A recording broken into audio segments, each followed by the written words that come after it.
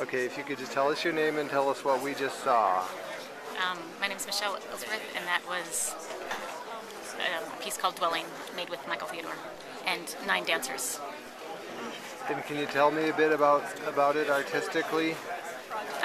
So as a dancer, choreographer, artist, it's always tricky to do a gallery gig because if you dance on the floor, you get stepped on, and if you put a dancer on top of a pedestal, it's too easy to objectify them in that way that can be done.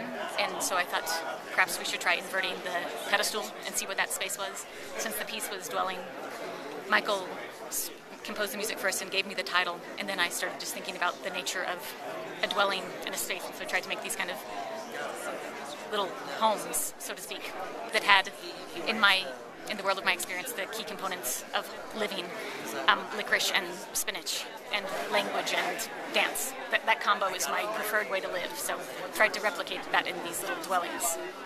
So it was about physical dwelling space as opposed to a psychological aspect to it? I would say that it was mostly about, how do I say, the text tells a lot about the pieces in the text, and each box had different pieces of text, and all of the text had to do with counting and not doing one thing but counting and losing and finding and counting.